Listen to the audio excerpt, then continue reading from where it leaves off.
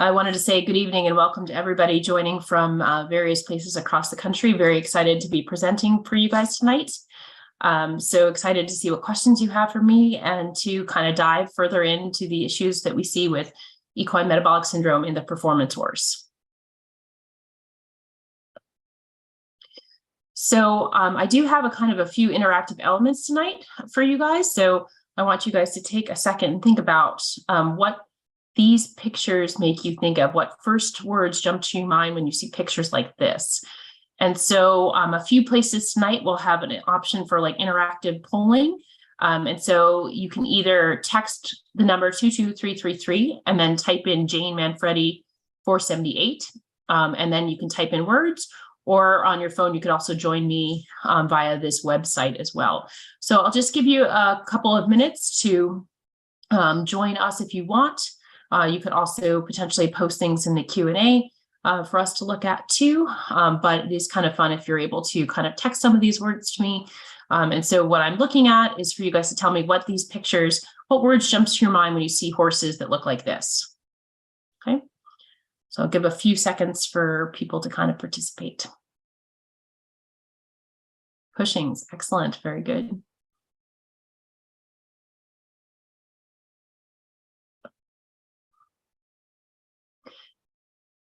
Yep. So for those of you, yes, chat's disabled, you could just enter the things into the Q&A and we can take a peek at it there. So we have a couple people saying Cushings, excellent. Cushings, a few more. Also looking at PPID, excellent. A few people, a few votes for PPID. Anything else? Any consequences you think about that? Or what about that horse on the, this horse on the left over here? So this guy over here in white, anything jumps to your mind when you look at this potentially pony?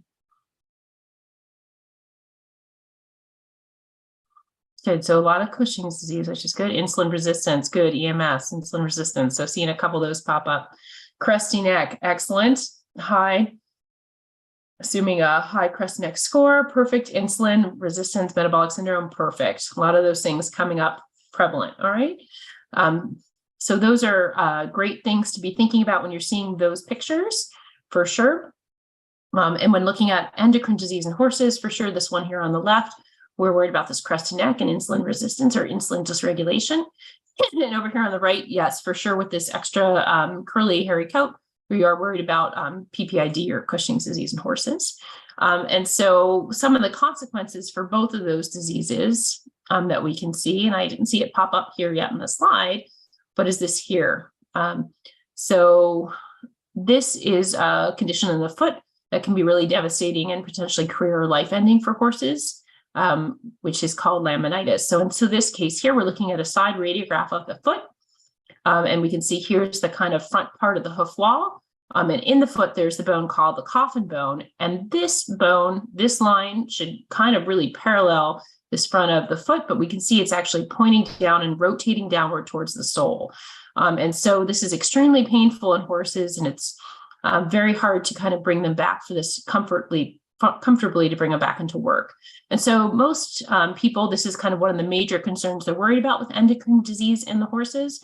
And we're going to talk about this one, but we're also going to talk about some other sequelae that people don't commonly think of when you have endocrine disease issues in a horse too.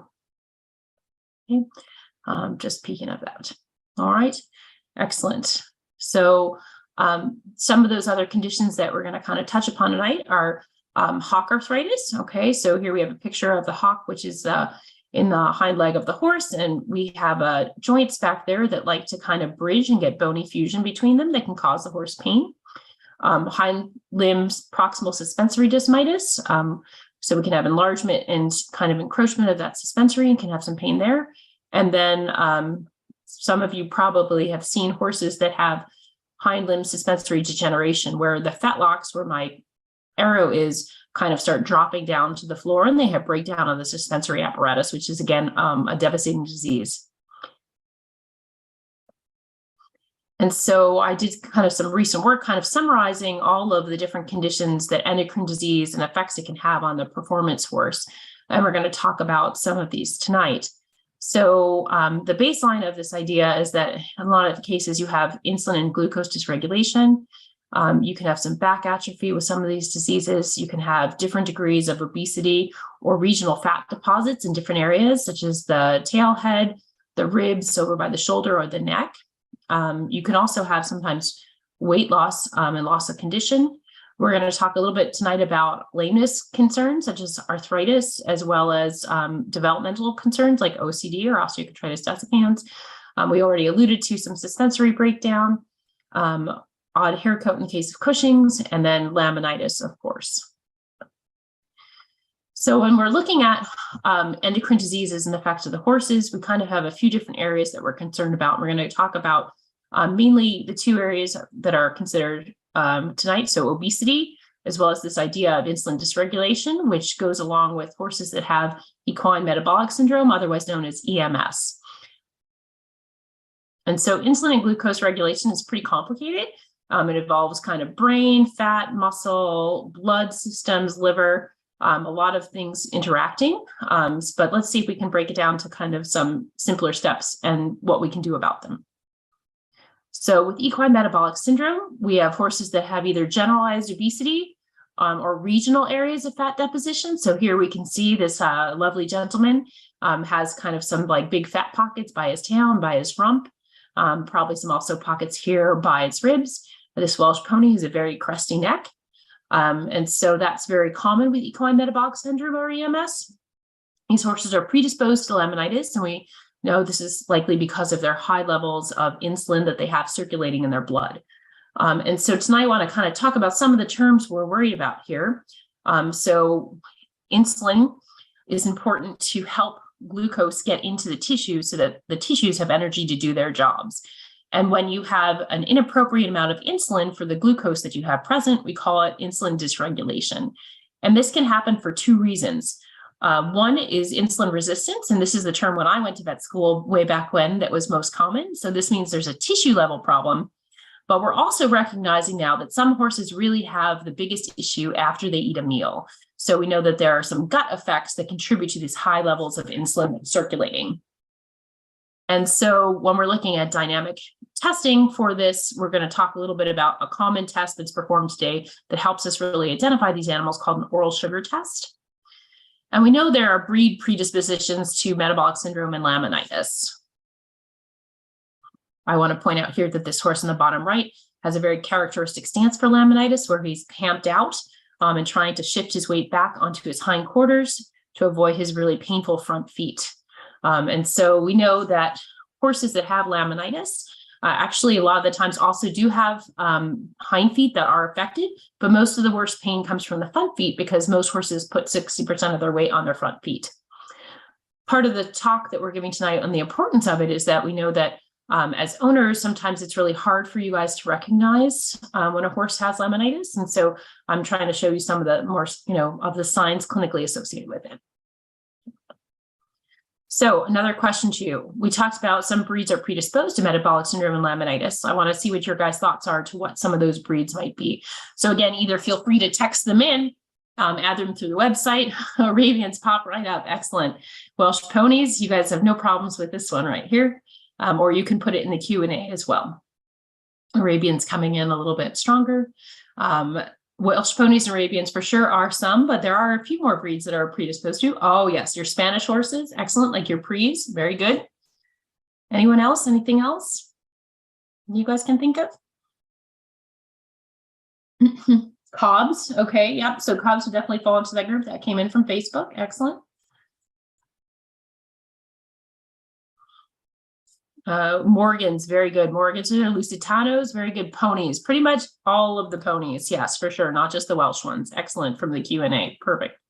You guys are really good. So yeah, Connemara's are part of that. Minis, definitely, for sure. Minis tend to be able to handle it a little bit better sometimes because they are so light typically. Pasafinos, for sure. Fjords. Mustangs is probably mixed, I would say, Jesse. I don't know that we have the best handle upon them. So I would say some of them for sure, yes. And I think that's a little bit to do with how we house them once we get them in captivity. So excellent there. Perfect. You guys are doing great things for this. All right, let's keep going. So I just had to showcase some of our Spartan horses. So yes, our Arabians. tend to be the poster children for having this problem, and are luckily very intensively managed here at the Horse Teaching and Research Farm by our farm manager, Paula Hitzler. She does a good job on keeping them comfortable and safe. Madras Morgans, Tennessee walking horses, ponies, and all the breeds we alluded to before definitely are ones we're concerned about.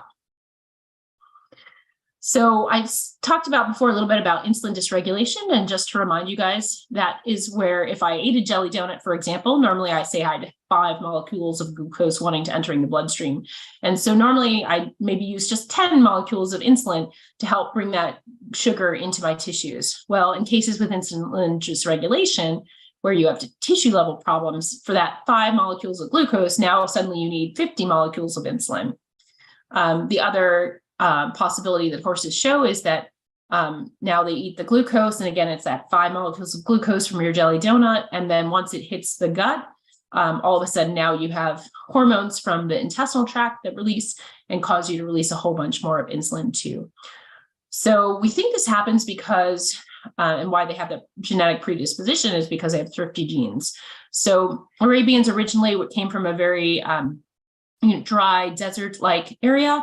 And then when we come and give them Spartan grass, it's a little bit more than what they were designed originally to handle. Okay, so we know that exacerbating factors like obesity, high sugar diet, lack of exercise, and other concurrent diseases can really exacerbate the chance of having a laminitic attack. And so laminitis, while not the only thing we'll talk about today, is one I do still want to emphasize is important. So most of the endocrine diseases that we see, or most of the laminitis cases that we see in the US are actually due to high levels of insulin. And we know that high levels of insulin by itself can cause laminitis in normal animals. And so identifying the animals in advance to kind of engage some of the preventative measures, such as management and exercise, is really important. So how or why do we think we have this and other effects associated with obesity? And so adipocytes are normally there and store energy, but when you have kind of an excessive energy intake, you're actually going to have these fat cells or adipocytes enlarge, and they grow so large they outgrow their blood supply, and then they can die off. And when they die off, they do a few things. They release a lot of inflammatory markers, and they can also start accumulating in tissues they shouldn't, such as the liver and the muscle, which makes inflammation happen at those sites as well. So we know this happens in horses. So some of the research I did looked at just the size of the fat cells that you can see here from kind of the tail head area of the horse. And we can see both the Arabians and the Morgans, which are breeds we know are genetically predisposed to insulin and metabolic syndrome issues, were much higher or much fatter than the quarter horses. And so when we were looking at some studies that have looked at inflammation in the tissues, we know that increasing age, weight, and obesity or fatness will increase some of these markers of inflammation that we can see here in black that are much higher in EMS horses versus the healthy horses that are here in the clear white. You guys can see the black bars are much taller.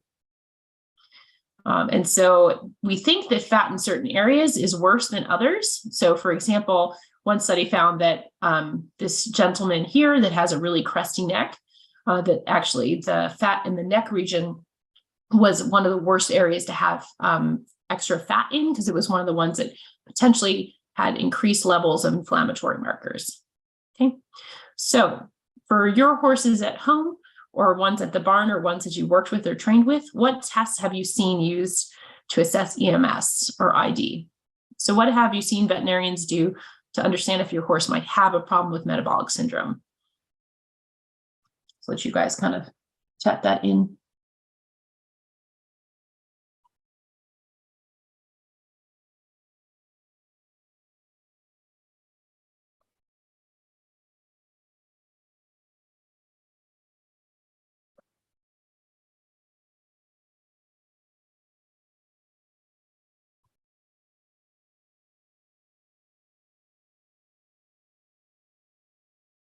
Okay. So again, if you're joining us a little bit late, you can either type in poll EV into our website /JaneManfredi478, or you can text 22333 and then type in my name to join the polls. Excellent. So good. A number of you have seen the oral sugar test, and some of you say none of the above. So I'm hoping they're still assessing your horses for this, and there's just a different test. Some people are jumping in there with a fasting baseline insulin, like a blood test just taken first thing in the morning. And we're going to talk about a couple of these tests as we go from here. A, C, and D. Good. Okay. So 2-step insulin and then IV glucose tolerance test. Excellent. A from fasting insulin. So a number of the tests you guys have seen used, so that's perfect. And we're going to talk about some of the benefits, at least of the couple two. I will say that 2-step insulin test and IV glucose tolerance test are a little bit out of favor now because they're still accurate for tissue level issues, but they do miss diagnosing horses that have a problem when you eat hay or grain and then have an exaggerated response. So I do like to characterize horses, if I can, both by the oral sugar test and by one of these IV or intravenous tests. But if I had to just pick one right now, I'll talk about the oral sugar test and I'll explain why. Okay, so there's a really great group out there that kind of keeps all of us veterinarians up to date on the most common and current things. It's a Tufts Equine Endocrinology website, and they have some pretty fancy kind of tree patterns of decision-making that you can take, but I'm going to go ahead and kind of simplify this down for the most current things. So for EMS testing, one of the common things that has been done historically is your vet comes out first thing in the morning and takes just a fasting blood sample. So before you feed hay or grain in the morning, and assesses the insulin concentration in that sample.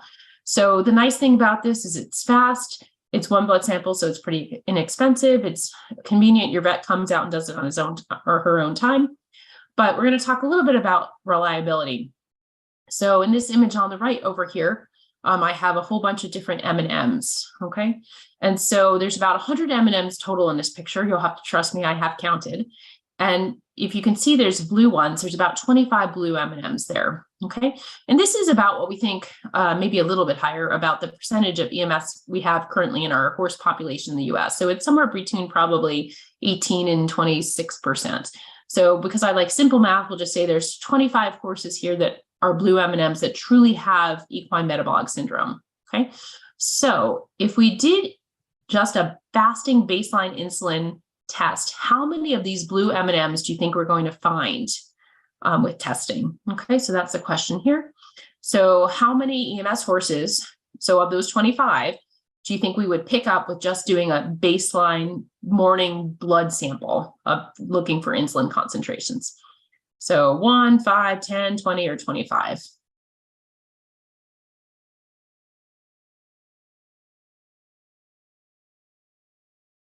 All right, so we're seeing going across the board here.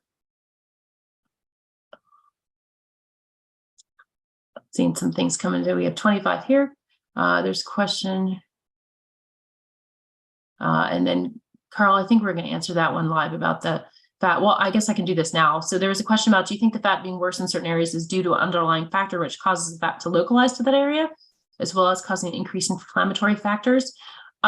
Potentially, Cal, we don't 100% know. We do know that this does exist in humans with some of your visceral fat, like so fat in your abdominal area, being a worse contributor towards inflammation and resistance. But why it accumulates in certain areas particularly is like still being worked out, because we know that certain areas are worse than others, and we'd love to be able to target those areas to kind of eliminate fat in them first and foremost.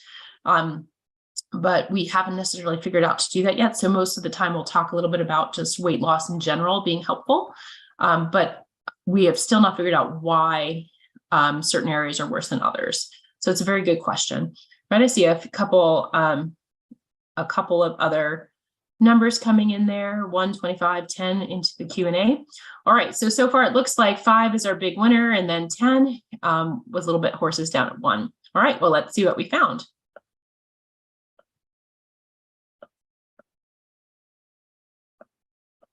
Maybe. Here we go. So with our baseline fasting insulin samples, we would actually only find on average 1 blue M&M. So we would miss 24 horses that truly had EMS if we just did a fasting baseline sample. And so this is an opportunity where I think reaching out to you guys, you can like help promote to your veterinarians that there are better things we can do to test for our horses, even though this is one that's very convenient for us as veterinarians to do, because we wouldn't want to miss 24 horses, miss doing management changes for them, et cetera. Okay. And so the test I do advocate more commonly is the oral sugar test, because we know that grass or grain consumption can help trigger laminitis. And so this is a test where we give them kind of a pretty big slog of Caro syrup. So at the lower dose, it's about 60 or 70 mils for an average size horse. And we pull blood, or the veterinarians pull blood at about 60 or 90 minutes. And then we kind of check the insulin concentrations then. And so by doing this test, the good news is that we're able to find about 20 of those 25 blue M&Ms. So there's always some horses a couple horses that we will miss, but we will end up finding most of them with this test. So currently, this is the one that I advocate for most veterinarians in the field to try and do. Okay, so how do we tie an endocrine disease with lameness? So what are common sites of lameness that you guys have seen in the horse? What are kind of like the most common things that you've interacted with or seen in your barn or horses? I'll give you a second to chat that. Yeah. Hocks. Okay, hocks. Excellent. Okay. For sure. Coffin joints. Yeah, coffins and hocks are in my line of work very, very common. Fetlocks. Yeah, some fetlocks too, for sure. Suspensory. Yeah, for front feet. Yeah, that's good. So yeah, hocks, coffins, front feet is related to that. Suspensory ligament for soft tissues, right? So joints, suspensory ligaments. Yeah, some neck. So from arthritis and neck for sure. Good. I would agree these are some of the top things on my list that I run into most commonly with the horses I look at and see. Excellent. Okay. Perfect. All right. So a study was done a little time back that was looking at kind of, injury percentages. I'll point out that for soft tissue injuries, the suspensory ligament by far and away was the highest percentage. But for EMS or metabolic syndrome issues, I have kind of developed more of an interest in actually some of the joints that we talked about. So if you can see here, like the coffin and the tarsus are pretty high level of joints that are involved, followed by the stifle. Okay. There are definitely foot and navicular bone and ligament issues too. But I guess with EMS right now, I'm really going to focus in on some of these joint level issues. There's a stronger link to those being concerns in our performance horses right now, but I won't rule out in future considering other issues in the foot too. And so we know in humans that have osteoarthritis that there is a form of it that is exacerbated or caused by having metabolic syndrome or type 2 diabetes. And so the kind of classic picture for that is the older woman or gentleman who has kind of a lot of adipose right around their midsection. So it's something a little bit close to my heart right now and understanding. And what they see with that is that they see joint changes and bony production secondary to osteoarthritis that's specifically associated with metabolic syndrome. And so this is really more pronouncedly seen in joints such as like the knee, hip, hand, and the temporomandibular joint in humans. And we know that this degree of arthritis, at least in some women, happens independently of weight or their body mass index. Okay, so this is not just like these animals are heavier or these humans are heavier and they have arthritis. This is something systemic, and we believe it's systemic inflammation, as well as some other issues that are causing this. So in horses, what have we seen as far as this area goes? So here we have kind of two radiographs of hocks that we talked about before. And so I want you guys to see if you can tell me what you think is going on here with the lesion that's in the black circle.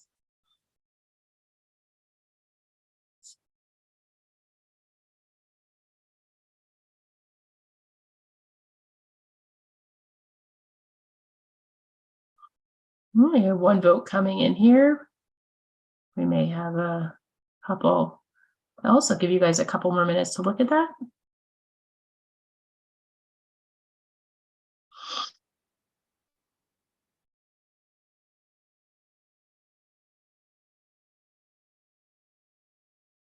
Mineralization in the joint, OCD, a lot of them are an upvote for OCD, joint issues, some arthritis, good at chip, okay, good. And so what we do have here is actually an OCD or osteochondritis dissecans. So this part of the bone should have been attached to this area up here on the tibia, but there was a problem with the calcification process, of the bony process. So instead it broke off, okay? And so this is a developmental problem. And we know that has been linked to actually mares that have obesity or metabolic issues. So foals born from mares that have metabolic disease or fat or obesity are more prone to having this issue. Okay. And so here's just an example. This is the normal, and here's the joint again. And so some of our research supported by MSU Spellbound Equine Endocrine Research Fund has potentially helped to give us some understanding that this might be something to do with the placenta of the mares that are affected with obesity or metabolic syndrome.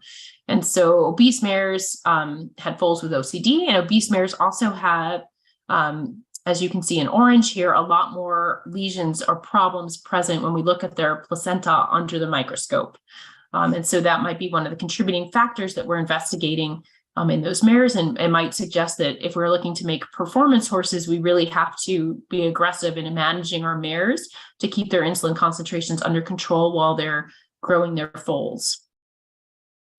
One of the areas we're also looking at that in humans is a problem is the gut joint axis. And so there's a concern about the diet, and can that contribute to metabolic osteoarthritis as a whole? And we do know that the bacteria that make up the gut of horses that have EMS are different. So here we kind of have a percentage abundance of different types of bacteria in the gut and the different colors. And we can see here, if we compare normal horses to really skinny horses or fat horses, that we can see that we have like kind of a much more broader breadth and number of bacteria present in the normal horses than the fat horses. And so our lab right now is kind of looking at different options under the support of a Michigan Alliance for Animal Agriculture grant on how we can address this as well and potentially help our EMS horses do better. So one of the things that we're looking at or concerned about is that you guys talked about hock arthritis as being a big issue. And so a study done by Watts et al. Actually showed that a supplement called resveratrol helped horses that had hock lameness be more comfortable. And some work that I had done previously has shown that horses that have EMS that we placed on a supplement that had resveratrol in it actually had improved insulin concentration. So their insulins went down after 6 weeks of treatment. And so this is potentially a supplement. And I know that next week, this is kind of a plug for Dr. Bookbinder, who's going to talk a little bit about supplements in the next version of this talk coming up in this seminar series. Well, in the supplement we saw, we actually had improvements of insulin after using this. So potentially this supplement could be used to help arthritis as well as metabolic syndrome concerns. And so I wanted to really see and look at, do we have issues with lameness if we have a horse that has EMS, and what can we find? So we wanted to see, so we looked at horses, I did lameness exams on them, and I also went and assessed them with an oral sugar test. And what we could see is that many of the horses I looked at were lame, and a majority of the ones that had lameness had osteoarthritis present, okay? So there was a weak correlation with horses being heavier having lameness, but the interesting thing was when we looked at their endocrine status, if we looked at horses that had hind limb lameness, particularly hock lameness, here in black, we can see that horses that had EMS were more likely to have hind limb lameness than horses that weren't lame behind. So if you guys can see here, there's a really tall, large number of horses that had hind limb lameness that had EMS compared to horses that had EMS that were sound. So this suggests that horses that have EMS are likely to have osteoarthritis present in their hind limb. Okay. So the question I get commonly from horse owners all the time is if they have arthritis, a lot of the times as veterinarians, we will treat them with intra-articular steroids. And are these actually safe in the horse that has EMS? Because there has been a small number of horses that have been reported to have issues with their insulin and potentially laminitis after they've had steroids injected into their joints. And we know in humans that have type 2 diabetes, if they have joints injected with steroids, they sometimes have issues regulating glucose afterwards. So again, in another study we're currently doing, we are taking horses that are normal metabolically, and then we're going to take horses that we think have endocrine issues, and we're looking at their insulin and glucose over time after we inject their joints. So in this picture over here, we're looking at glucose over time. So 0 is before we do any injections, and then it's 4, 6, 8, 24, 48, and 72 hours after. And we can see that horses that we think have PPID or EMS in these cases actually do have higher glucoses or sugars, blood sugars at all the time points. And then if we're looking at insulin, which is kind of our main concern here, we can see again that, 0 is baseline before we inject anything, that starting from about 6 hours afterwards, we actually have increases of insulin through about 48 hours post. So we do have elevations of insulin. These are typically, in this case here, the data we only have back from our normal horses yet, but even in our normal horses, we do have elevations of insulin. And so we're currently awaiting on the data to see from our abnormal horses to see how high that insulin level might go to see if it gets into a risky zone. Currently, the values that we're seeing them spike to are okay. So for normal horses, horses that don't have endocrine disease, it looks like we're pretty safe to do the injections. And we will get back to you in a later episode to let you know what we find in our horses that we do know have EMS and then are injected with steroids. Okay. So what can we do? How can we help our horses to kind of prevent the issues we see with either OCD or arthritis, et cetera? And so the number one thing we can do is identify them early before they develop these performance limitations. Okay. We can then also, once we know that they're at risk, change their diet. So we can create a diet that's low on the non-structural carbohydrates. So ideally, we want these to be less than 10% of their diet. So a few things we can do is soak their hay. So by soaking their hay, we can actually help kind of drain it of some of the high starches. So I'd normally say ideally like a couple of hours, have their hay soaking, and then pull it out and just feed the hay. Make sure you don't feed the water you soaked it in that now have all the sugars. And eliminating grains as much as you can would be good. There's been some data that has shown some ration balancers have higher levels of protein, which might also trigger some higher insulin responses. By far and away, this is not as important as having a low non-structural carbohydrate content of your hay, but it could be a tipping point for some of these horses that are affected. A big one is exercise. So we know building stronger muscles, they need more glucose to work or new sugar to work, and that really helps an animal to use insulin more effectively. And so exercise also can help decrease weight that animals experience on their joints and on their feet. So exercises like resistance band training, as you see me on the horse above, I have a resistance band along his butt that can really help. And for horses that are more orthopedically challenged, you can even put these on them while you're just leading and walking them around, and that can help encourage them to build muscle and potentially improve their response to insulin. Maintaining joint health is the key. And so whether that's through exercise, through joint injections, through other systemic anti-inflammatories, and good old exercise and strength building is really ideal. And that losing the weight so they're at a really good body condition score is probably a really key important element to any kind of these plans, because we know taking the weights off the joints really helps them be more effective. So a few ways we can talk about helping our animals keep the weight off is so looking at hay nets. Okay, so horses naturally want to eat for most of the day if they can, and limiting their access to food actually can create some of these stereotypies like stress, cribbing, stall walking, eating, bedding, et cetera, that we don't want. And so we do know that hay nets that have these really slow holes can reduce the rate of feed intake over time. So these really small net hay nets can be very effective to help the horses still have their normal behaviors, but yet not get as much food. And we do know that grazing muzzles also are very helpful. The one thing that is not helpful is just restricting turnout time. So if you say, oh, I'm just going to turn out 20 minutes instead of, 2 hours, what we know is that horses learn that is the case, and they will just eat much faster in that 20 minutes than they would in the normal 2-hour time period. Okay. So ponies were particularly good at doing this. So grazing muzzles do help limit your food consumption. So additional help that we can do. So if the horse can't exercise much because of laminitis bouts or whatnot, there are some extra or other drugs that people have used or tried to help them with this.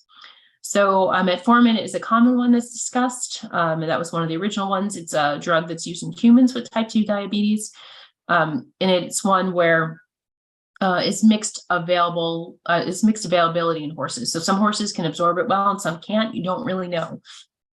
So it's something you can try, but if your horse's insulin concentrations still stay high, you might have to try something else. The Thyro-L is a really popular one. So a lot of people have concerns with endocrine disease that, oh, my horse is low on thyroid.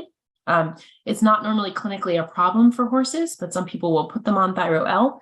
But a recent study has shown that horses can develop heart arrhythmias when they're on that. So I wouldn't caution owners that use horse and performance aspects of things that might not be the safest supplement to put your horse on. So I already referred to some of my work previously with resveratrol as being very helpful, but some of the more exciting work that has come out recently has been some of these SGLT2 inhibitors with names that are hard for any of us to pronounce. So I don't think I'm going to try to, but maybe I will. Canagliflozin and ertagliflozin. Okay. And so these actually are sodium glucose cotransport 2 inhibitors. And so they work actually in the urinary system to help with different excretion of glucose. We do have to be a little bit cautious sometimes with these when you have them on bute or another on steroidal, but a lot of the horses that have been studied were on bute while getting these drugs and did do okay. But for an older horse, that might be something you need to check into or be watching at least when you're on these drugs. And these, and those are things we can be concerned about. And Cal, I can post the resveratrol study in the chat in a little bit at the end. Okay.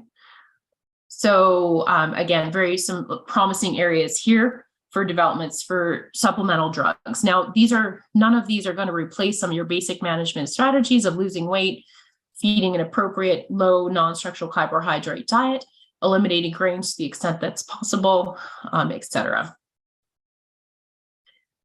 So some of the websites that I found that can be very useful for horse owners and veterinarians that are interested in endocrine diseases are the ones above.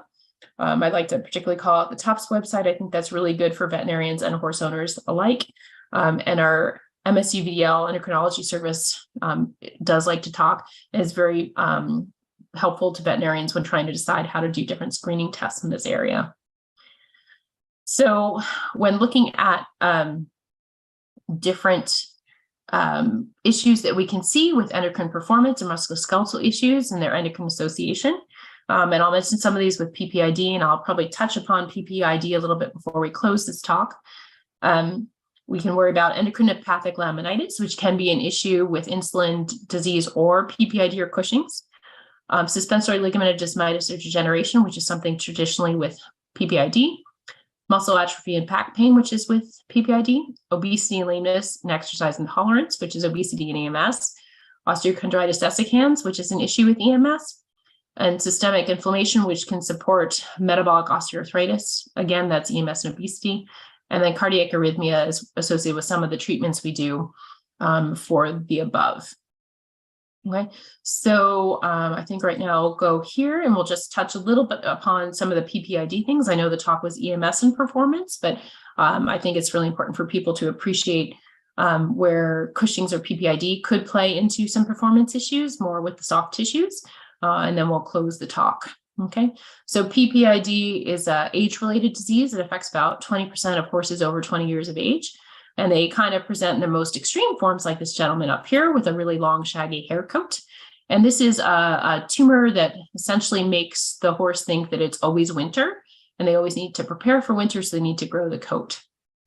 And so if you look in the bottom picture here, you can see there's quite a bit of a large kind of whitish mass in one area of their brain.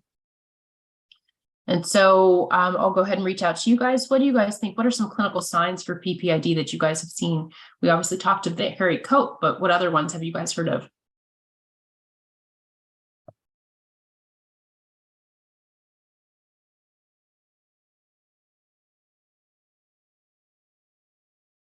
Give you guys a second. Sway back. Excellent. Good. Top line weak. Very good. Pot bellied. Yeah. Okay. Muscle loss. Good.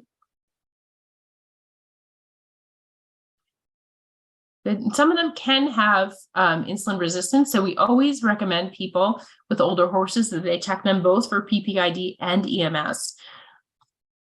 Oh, good. So I'm just talking about sweating and keepers and things like that. Excellent. Okay. And the hair coat. So the extra curly hair coat that isn't appropriate for the time of year or that doesn't shed is the top one, followed by muscle wasting along the top line, laminitis, frequent urination, abnormal areas of sweating, and fat deposition, which could be the crusty neck that was alluded to before. Okay. So again, there's kind of a complicated way to do that, but two of the most common tests we do are just a baseline blood test for ACTH, which in the more milder cases can be not very sensitive. So in the more mild cases, we prefer to do an intravenous test, but we can only really do it right now certain times of year because we don't have good reference values between July and December. Okay, so we can do this test before we do an oral sugar test. So sometimes your veterinarians will do this all at the same time. And so in humans, we know that if they have Cushing's disease, they're actually going to have signs like limb muscle wasting. They have that kind of extra hairy coat as well. But they also have issues with tendon rupture, like Achilles tendon rupture and things like that. And so some groups were concerned, is this happen in humans too? And so we kind of alluded to this before, but you guys remember what was the most common soft tissue structure injured in equine athletes? Percentage-wise?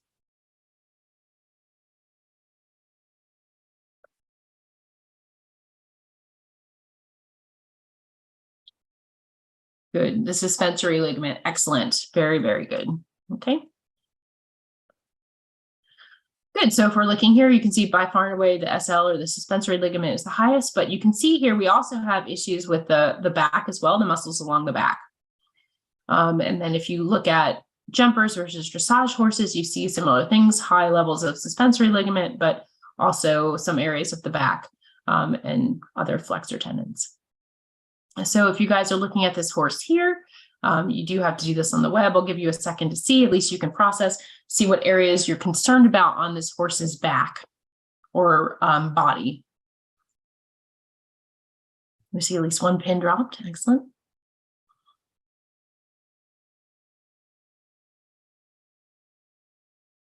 Good. A few more pins dropping. Good job. Okay. Excellent. Good. Perfect. So a few things here. Good. I'll give a couple more minutes, a couple more seconds rather. Good. Right. So the horse is very ribby. So we definitely have some, loss of condition. And we can see they're also very bony. So we definitely have some gluteal and biceps femoris muscle atrophy here. And we can see his spine is quite prominent because the longissimus muscles or the back muscles, again, are very atrophied in this horse. Okay. And this is, again, a classic kind of appearance of a horse that has Cushing's or PPID. So this top line backing, we may see muscle and pain.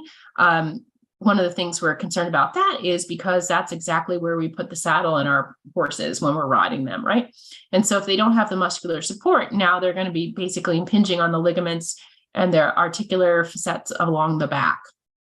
And so I did a study, we were looking at basically when a horse was jumping, what kind of pressures they saw under the saddle.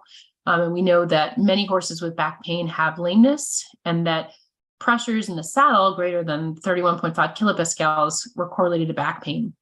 And so we looked at jumping. We had a pressure mat. So this is kind of a pressure reading from underneath the saddle. Areas of red and pink are high pressure, blue and greens are lower pressure. And what we saw was that when we were jumping horses, we actually saw some pretty high pressures when landing, with some of them reaching in 40 and above kilopascals, especially at the higher heights. And so these are all in the range that can be contributing to back pain.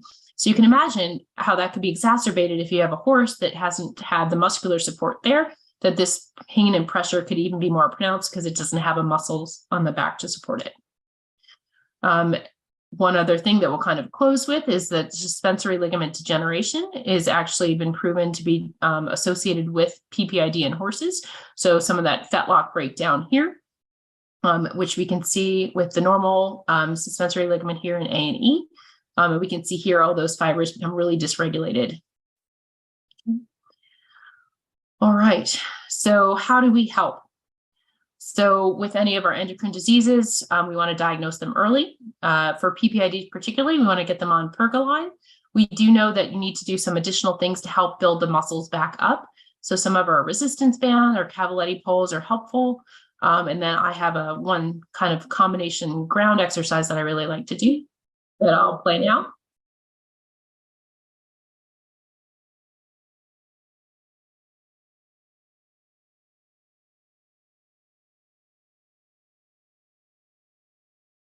You guys see I'm lifting up his back by scrunching under his belly, and then Ruth is tickling by his tail. Good.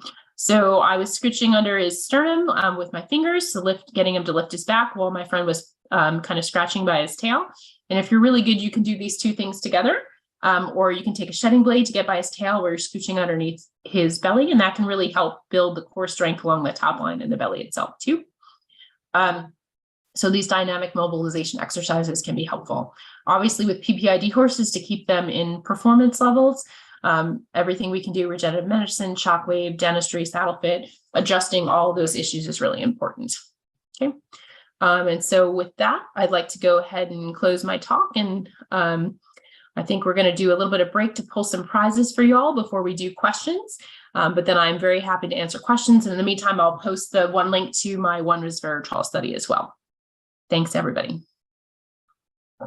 Opportunity to ask some questions. For those listening on Facebook Live, please ask your questions in the comments section.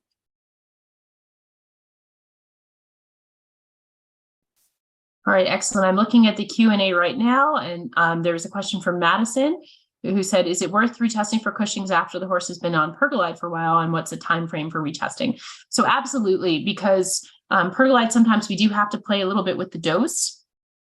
So after they kind of start on pergolide, people do tweak this kind of one way or the other. I like to kind of retest them to see what their baseline ACTH is, at least after somewhere between, I'd say, 40 and 60 days. And then depending on their levels or the concentrations they get, every 6 months to a year after that. And for sure, if you see a horse that, you start on pergolide, they seem to be getting better as far as their clinical signs, that's great. But then all of a sudden you start to see some muscle wasting and hirsutism come back in. That is a horse I would test sooner to see if you do have to kind of increase the dose. Obviously with time, the tumor in that area is going to become enlarged. And so you might have to increase your dose as you go through time. So there's metaborol, and then there's insulin-wise are kind of the two most common brands for resveratrol. So those are kind of the two that are available that I know of readily. So insulin-wise from Kentucky Performance Products, and then metaborol as you identified. Answered live. Is there an ideal month within the time frame that we have on to test the TRH stim? So really, as long as it's not in that July through about December, early January timeframe, you are okay for right now, and that's kind of what we know or can see. Some labs are coming up with reference ranges for that, other 6 months of the year where it's not a great time to test. Right now, we don't have accepted ones at MSU, and it's not like they're generally accepted everywhere. So we're working on to see if we can develop that data. For sure, if your horse, even if you're doing a TRH stim in an off time of year, if it comes back with a tremendous response, we can still say that the horse is likely has an issue with PPID. But yeah, so anytime between like say mid to late January on to like through June, there's not necessarily a better time yet that we've identified.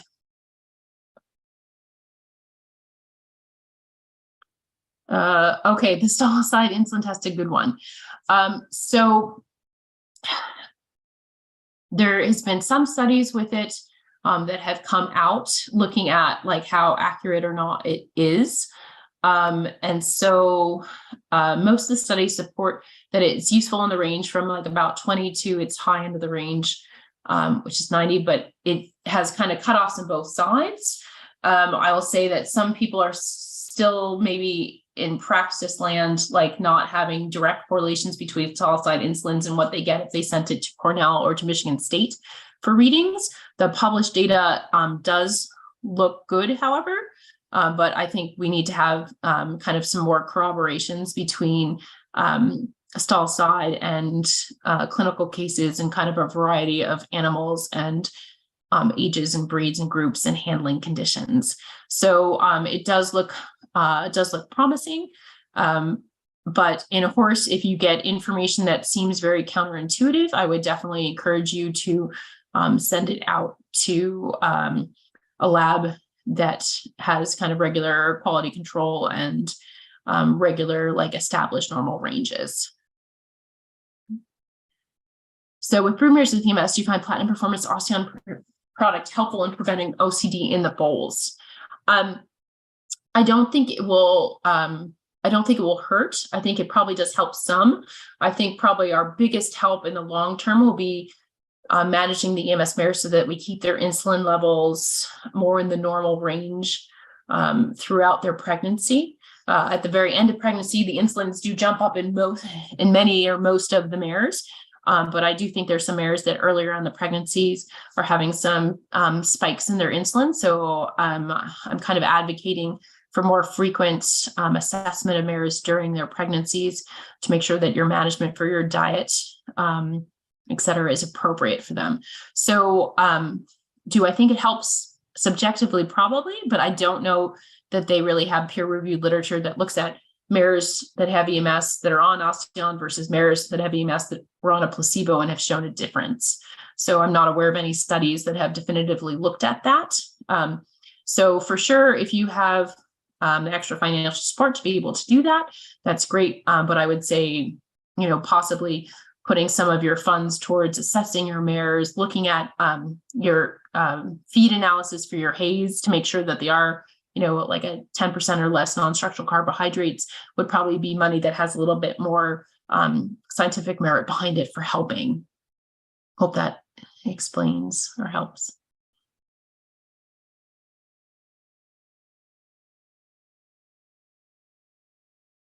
Do we have any questions from Facebook?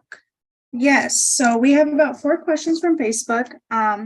The first question is, why do you need to be careful with ration balancers? So ration balancers can have a variety of protein levels. And we do know that amino acids that are building blocks of proteins can actually trigger an insulinemic response. And so there's been a couple of studies that have looked at this. And so one study looked at feeding a ration balancer that had about a 30 or 32% protein and saw that we had spikes in insulin in our EMS horses that was kind of pronounced after they had that even small amount of ration balancer. Traditionally, what we were kind of told and taught going through school was that, it's just a pound of their, diet. They get like way more hay since it's just a pound, it doesn't matter, but they do seem to have in some horses a more acute peak. By far and away, for sure, the bigger issue is the hay that we're concerned about. But for some horses where everyone's doing everything else right and they're still not able to get the insulins under control, I do suggest that they top dress hay with the mineral balance, just a powdered mineral mix, and see if they cut out the ration balancer, if that will change. And again, there has been another study that said by far and away the hay is the most important part, but it can be part of the concern. I know there are definitely some feed companies that don't necessarily want to hear that it could be an issue in some of their horses. But it is something that, especially if you're doing everything else right, that I say could be part of the solution to help keep your insulins under control in some of the horses that are a little bit harder to manage. Awesome. So the second question is, are there any herbal supplements that are bad? That are not that are not bad or that are helpful? That are bad. That are bad. Yeah, so not helpful.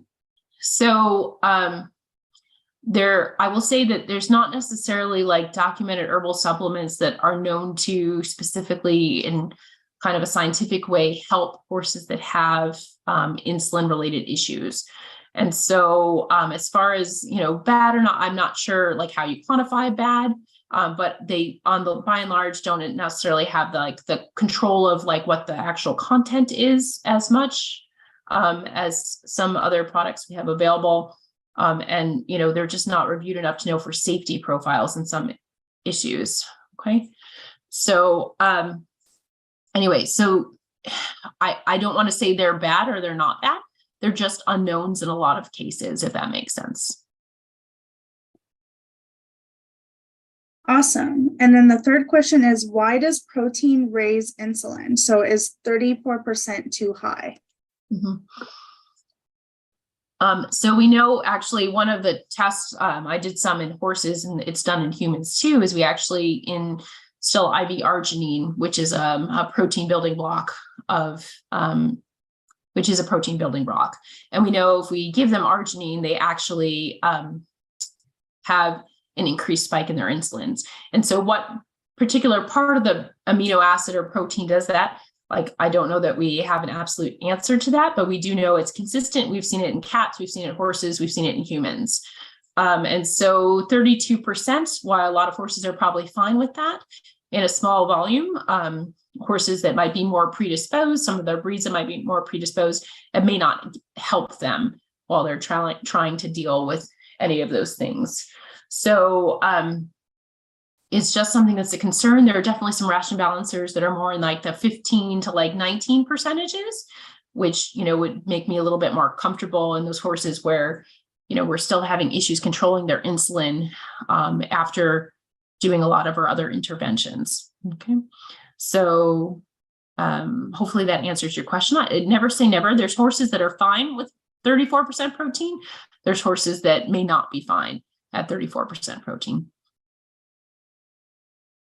Awesome. And then the last question is, does turmeric cause insulin rise? I'm sorry, Haley, could you repeat that? Does tumors cause the insulin rise, or what was the question? Does turmeric cause insulin to rise? Oh, turmeric. Okay. So there has been some people that would like to use turmeric for these horses. And I don't know that it causes the insulin to rise, but it definitely, in some of the studies have not been shown to like help them. So I guess, again, that's one of those things where there hasn't been an extensive amount of studies done, particularly on that and effects of horses and how much volume you would need to even give for it to be efficacious in some way. So I know there's like obviously a lot of interest in some of our like herbal approaches or alternative approaches to this disease condition, which I totally appreciate. Unfortunately, the funding to kind of pursue such approaches is less available in horses than it is in humans. And so that's one area where it would be nice to be able to do some of these things as well. So, if you have interest in that area, I support you kind of reaching out for us, but I don't know particularly if turmeric causes it to rise in horses or not, that was the long/short answer to your question. Again, I just don't know it can help.